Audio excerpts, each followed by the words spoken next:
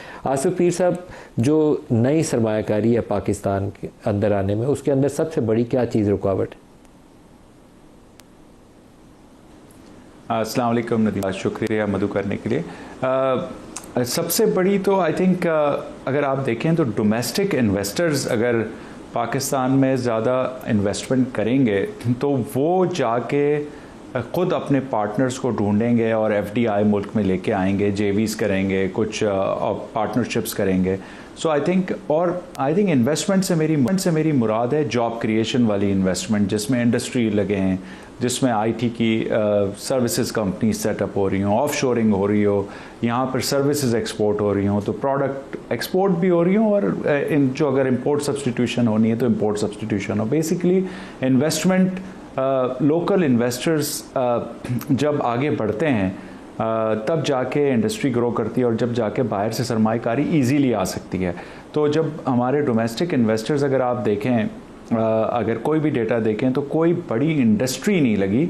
Yes, rent seeking business बहुत सारे बड़े होंगे, सब ने प्रॉपर्टीज़, ये जो जिसमें जॉब क्रिएशन ज़्यादा नहीं होती, वो तो बहुत काम हो रहा होगा मुल्क में, और इसमें स्टॉक्स भी बढ़ रहे हैं, ये सब चीज़ें अच्छी हो रही हैं। लेकिन of course job creation is a big challenge in my view.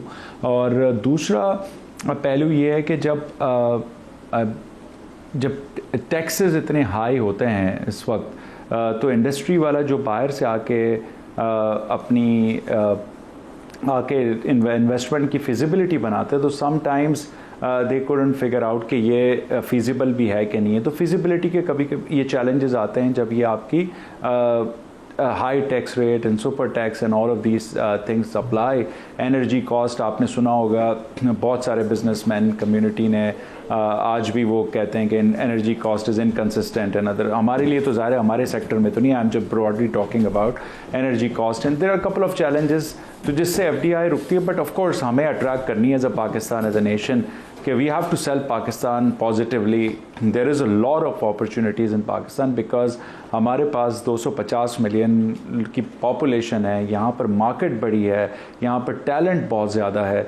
तो हमें आई थिंक इन चैलेंजेस को ओवरकम करके अपने आप को पाकिस्तान की ब्रांडिंग और सेल करना है, which I am positive we can all do it with even these constraint. जब ये कंस्ट्रेंट्स ख़त्म हो जाएंगे या कम हो जाएंगे, जब हम IMF के प्रोग्राम से इंशाल्लाह निकल जाएंगे, तो इसमें और बेहतरी आएगी, क्योंकि फिर थोड़ी सी फिस्कल स्पेस भी मिलेगी, थोड़ी सी गवर्नमेंट को अपनी स्पेस भी मिलेगी, और जो चीज़ें वो आज नहीं कर सकते वो इंशाल्लाह उस प्रोग्राम जब हमें स्टेबिलिटी आ जाएगी उसके बाद करेंगे। तो हमें लोगों को फ्यूचर दिखाना है। Current probably there could be challenges in जो आप सुनेंगे और सुनते रहेंगे, बट आई थिंक अगर फ्यूचर की बात करें तो आई थिंक हमें इन्वेस्टमेंट को अट्रैक्ट करने के लिए अपना फ्यूचर बेचना है, और कोशिश यही करनी है कि हम ये जो भी हिंड्रेंस आती हैं, जो भी लोग समझते हैं कि ये चीज़ नहीं हो सकती, हमें उसको आंसर को पॉजिटिव करके प्रेजेंट करना है पाकिस्तान को, ताकि हम एफडीआई मुल्क में ला सकें। और job creation, as I am very painful to hear कि यार कोई जॉब क्रिएशंस नहीं हो रही, एंड दैट इज़ सबसे बड़ा, अगर मुझे आप कहें आज पाकिस्तान में बैठ के, तो सबसे बड़ी तकलीफ़ ये है कि क्या हम अपने नौजवानों के लिए, हर तरह के नौजवानों के लिए जॉब क्रिएट कर रहे हैं कि नहीं कर रहे, right? And that's is our moral social Atif Ikram sahab से responsibility of business. Atif Ikram साहब, जो हफीज़ पाशा साहब ने एक अदादो शुमार हमारे प्रोग्राम में शेयर किया, उन्होंने कहा कि कोई 22% के करीब अनएम्प्लॉयमेंट पहुंच चुकी है पिछले 2-3 सालों में। कोई 2% के शरह से हम तकरीबन 3 सालों से ग्रो किया, और 2-2.5% से हमारी आबादी बढ़ जाती है। तो आपकी अनएम्प्लॉयड जो लेबर फोर्स है उसकी तादाद बढ़ती जा रही है। हर साल हम millions of people labour market के अंदर ऐड करते हैं, लेकिन नई जॉब क्रिएशन नहीं कर पा रहे। साथ जो बड़ी बड़ी कंपनीज हैं वो पाकिस्तान से जा रही हैं। तो रियल चैलेंज कैसे एड्रेस करें, वे फॉरवर्ड क्या होना चाहिए, आपकी तजवीज़ क्या है? Thank you sir, thank you for giving opportunity. जैसे हफीज़ साहब ने कहा, मैं टोटली इनसे एग्री करता हूँ। जॉब क्रिएशन एक ही तरह हो सकती है, इंडस्ट्रियलाइजेशन हो, लाइक बिजनेसेस ग्रो करें और एफडीआई आए, बिल्कुल। बट ये है कि जो अभी कल देखें आपने, एक monetary policy I, cost of doing business, वो उसमें पिछले ये 4 पॉलिसीज़ आ चुकी हैं जिसमें इसको कोई चेंज नहीं किया गया। इन्फ्लेशन लास्ट सितंबर 2025 में जो गवर्नमेंट की अपने एदादो शुमार हैं 5.7% है। ठीक है, we are in IMF program, तो उसको बहुत ज़्यादा अगर किसी भी मुल्क में अगर इन्फ्लेशन मॉनेटरी पॉलिसी इन्फ्लेशन को बेस करके की जाती है तो 5.6% भी हो तो ये सिंगल डिजिट एटलीस्ट होना चाहिए। मैक्सिमम ये 8% से ज़्यादा मॉनेटरी पॉलिसी इंटरेस्ट रेट नहीं होना चाहिए। एनर्जी प्राइसेस हमारी अभी भी 13 सेंट हैं, जो हमारे रीजनल कंपिटिटर्स हैं लाइक रीजनल हमारे कंट्रीज़ हैं, इसमें 7 सेंट की बिजली मिल रही है। तो हमारा गवर्नमेंट ऑफ पाकिस्तान, हमारा प्राइम मिनिस्टर साहब देखें विज़िट हो रहे हैं, लाइक MOU साइन हो रहे हैं, हम लोग कोशिश कर रहे हैं कि पाकिस्तान का माशाल्लाह एक इमेज अल्लाह की तरफ से एक बेहतर हुआ है और फॉरेन इन्वेस्टमेंट आनी चाहिए। बट ये है कि ये अभी ये जो NMCs क्यों जा रही हैं, इसका ये है कि वो compete नहीं कर पा रही इस इंटरेस्ट रेट पे, इस एनर्जी क्राइसिस में, लाइक एनर्जी प्राइसेस में हमारी कॉस्ट ऑफ डूइंग जो बिजनेस है इट्स वेरी हाई कि हमारा जो गवर्नमेंट ऑफ पाकिस्तान, हमारे प्राइम मिनिस्टर, हमारी गवर्नमेंट का विजन है कि हमारी एक्सपोर्ट $100 बिलियन हो बाय 2030। बिल्कुल हम इससे भी ज़्यादा इंशाल्लाह कर सकते हैं, पर हम ये नहीं कहते इकराम साहब, लेकिन हमारी जो बरामदात है पाकिस्तान से वो पिछले 3 सालों से, ये चौथा साल है, $32 अरब हमने 3 साल पहले किया था, तो वो 3 साल से $32 अरब से नीचे ही हमने क्रॉस नहीं किया। गुड्स की एक्सपोर्ट्स की बात कर रहा हूँ, सर्विसेज को निकाल दें आप तो 32 से अभी तक नीचे ही रुके हुए हैं, अटक गए हैं। 32 से ऊपर जाने के लिए कोशिश करते हैं, बातें करते हैं, अमली तौर पर कर नहीं पाते। पॉलिसी रेट भी आपने बिल्कुल दुरुस्त निशानदेही की, 7.25% आपका कोर आपका जो इन्फ्लेशन है 7.25% पे है पिछले कई महीनों से, लेकिन पॉलिसी रेट आपने 11 पे रखा हुआ है। तो मार्जिन है चीज़ों को दुरुस्त करने का, लेकिन डर के मारे हाथ नहीं लगाते कहीं बैलेंस ऑफ पेमेंट क्राइसिस में दोबारा ना फंस जाए।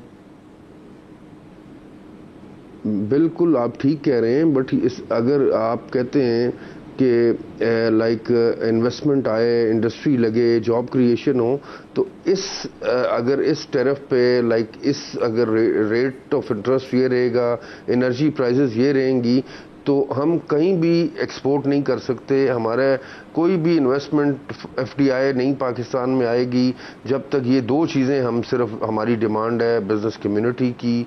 मैं रिप्रेजेंट कर रहा हूँ all Pakistan chamber of commerce and industry को। हमारे कहीं भी हम किसी सेक्टर में हम ग्रो नहीं कर पाएंगे, ये 32 अरब से ड्रॉप ही हो रही है। एज़ यू सेड, मैं भी इसको इंडोर्स करता हूँ।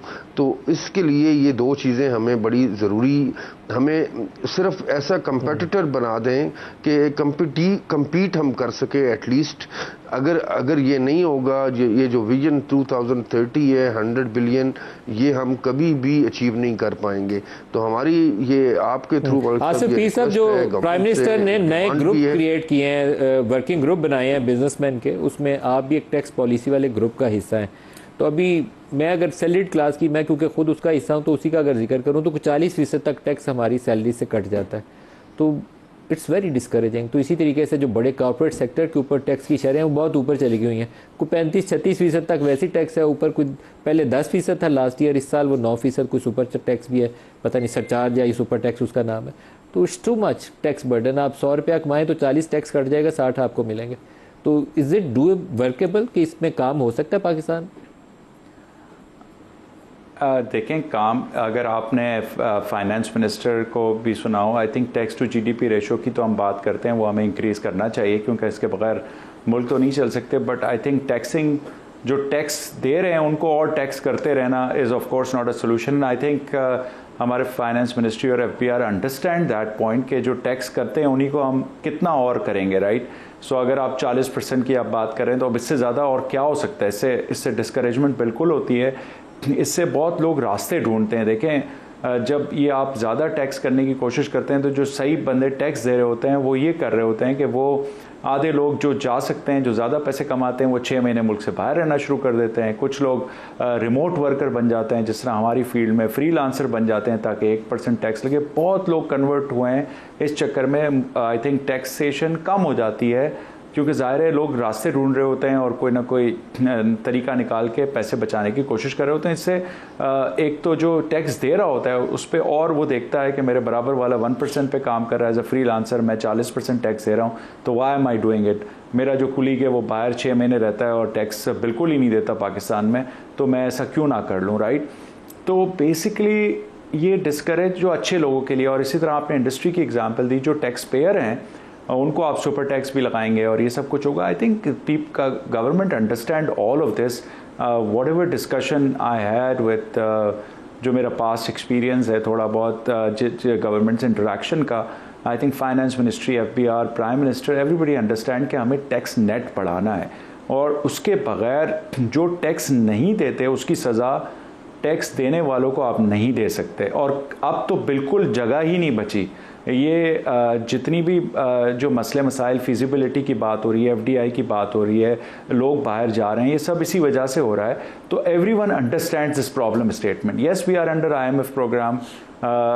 तो ये कुछ चैलेंजेस हैं कि फॉरेन चीजें नहीं आसिफ पीर साहब, आप कहते हैं कि टैक्स नेट बढ़ाना है, तो आपके जहन में कौन से एरियाज हैं जिनको टैक्स नेट में लाने के लिए देखिए टैक्स का जो बहुत सारे एरियाज हैं, के लिए हम उनको मेरे ख्याल से देखें नदीम भाई, टेक्नोलॉजी इतनी और डेटा इतना जनरेट होता है और टेक्नोलॉजी इतनी रोबस्ट हो गई है कि आपको हर सेक्टर में वो बंदा ढूंढना इतना मुश्किल नहीं है जो टैक्स नहीं देता और जो जुगाड़ करता है, जिसको कहते हैं ना कि वो रास्ते ढूंढता है टैक्स बचाने के लिए, चाहे वो इम्पोर्टर हो, चाहे वो EFS लेता हो, चाहे वो बहुत सारे तरीके निकाल लेते हैं और उनको ढूंढना इतना मुश्किल नहीं है टेक्नोलॉजी और डेटा की बेस पे जो आज जनरेट होता है। तो मेरे हिसाब से, और बहुत सारे लोग कैश पे काम कर रहे हैं, कितने प्रोफेशनल्स हैं आपको पता है, तो उनको आपने टैक्स नेट में लाना है based on their spending. There is so much data, bank has the data, NADRA has the data, import export जो हो रही है उसमें कोई गैप ना हो, कोई इंपोर्टर जो इंपोर्ट सही कीमत पे कर रहा है और सही टैक्स दे रहा है गवर्नमेंट को, कोई 2 नंबरी नहीं हो रही हो कहीं। सो आई थिंक अगर ये सारी चीज़ें फिक्स की जाएं और सही लोगों को जो नहीं देते उनको टारगेट किया जाए, उनको पैनलाइज किया जाए, उनको लाया जाए ताकि ना दूसरों पे बर्डन कम हो, राइट। जो हम लोग जैसे जो आपने कहा सैलरीड क्लास और बिजनेस कम्युनिटी, जो अच्छी इंडस्ट्री चलाने वाले लोग हैं, जो पूरा टैक्स देते हैं और कोई इधर उधर नहीं करते, अब आप उन पे मजीद बोझ डाल नहीं सकते, right. So it's only solution to this problem is कि we have to increase the tax net, चाहे वो कोई भी सेक्टर हो, रिटेलर हो, प्रॉपर्टी वाला हो, बिजनेसमैन हो, होलसेलर हो, प्रोफेशनल्स हों जो कि घरों में बैठ के डिफरेंट काम कर रहे होते हैं और कैश में पेमेंट्स ले रहे होते हैं। कैश को डिस्करेज करना बहुत ज़रूरी है, डिजिटल पेमेंट्स पे आना पड़ेगा आपको, ताकि आपकी सप्लाई चेन डॉक्यूमेंटेशन के लिए digital supply chain is very important, कि एंड टू एंड आपकी सप्लाई चेन और आपकी कैश की इतनी डिस्करेजमेंट हो कि using cash will be penalised, right. जब तक आप ये सब चीज़ें नहीं करेंगे और डेटा जनरेट करें, उसके बाद आपकी डेटा की बेस पर अगर किसी को नोटिस भी, आई एम नॉट सेइंग कि we should harass people, right, there is no harassment. If you have the data, आप उसको बताएंगे कि ये डेटा है, ये प्रूफ है और आपको इस मुल्क में रहना है, तो ये सब टैक्स दे रहे हैं, तो आपने ये टैक्स नेट में इतना टैक्स आपका बनता है, आपने देना है। अब उसकी किस तरह का मैकेनिज्म होता है, आई am not expert of that, this is FPR job. हम एज ए प्रोफेशनल यही एडवाइस कर सकते हैं कि यार कि this is how tax net can be increased, and और कोई अगर सोल्यूशन कोई कहता है आतिफ इकराम साहब इस पर राय ले लें। कारोबारी बरादरी की भी तजवीज़ होगी आतिफ साहब इसके हवाले से, कारोबारी बरादरी क्या सजेस्ट करती है? बिल्कुल सही तजवीज़ दे रहे हैं आसिफ पीर साहब कि इसमें डेटा को इस्तेमाल करें, टेक्नोलॉजी को इस्तेमाल करें और उसके ज़रिए नए टैक्स पेयर ढूंढें, किसी की हैरेसमेंट ना करें। आपके जहन में कुछ ऐसे इकदाम हैं आतिफ साहब? बिल्कुल, ब्रॉडनिंग ऑफ टैक्स पेयर होनी चाहिए जी। वही ऑलरेडी उन्हीं पे बर्डनाइज, उनको ज़्यादा उन्हीं जो ऑलरेडी एग्जिस्टिंग टैक्स पेयर हैं उन पे ज़्यादा नहीं करना चाहिए। हम ये बहुत सारे सेक्टर्स हैं जो अनडॉक्यूमेंटेड हैं, उन पे हमने गवर्नमेंट को बहुत दफ़ा फेडरेशन ने बताया भी है और अगेन इंशाल्लाह हम एक दोबारा सबमिट करेंगे। कौन से सेक्टर्स हैं सर? ये सेक्टर्स जो हैं, स्पेशली ये होलसेलर्स, रिटेलर्स, ये सेक्टर मेनली ये टैक्स नहीं दे रहे और कैश ट्रांजैक्शन हो रही है, जिसकी वजह से ये सारी चीज़ों का हल डिजिटलाइजेशन है। ये अगर हो जाती है तो मेरा ख्याल है कि ये चीज़ें, ये टैक्स नेटवर्क ऑटोमेटिकली ये बढ़ जाएगा। और इसके लिए फेडरेशन आतिफ इकराम साहब और आसिफ पीर साहब, आप दोनों का मैं मशकूर हूँ, आपने हमें ज्वाइन किया इस टॉपिक वाले दिनों में भी। हम कोशिश करेंगे कि हर प्रोग्राम में थोड़ा थोड़ा इसके ऊपर अपने एक्सपर्ट्स के साथ इनपुट लेते रहें।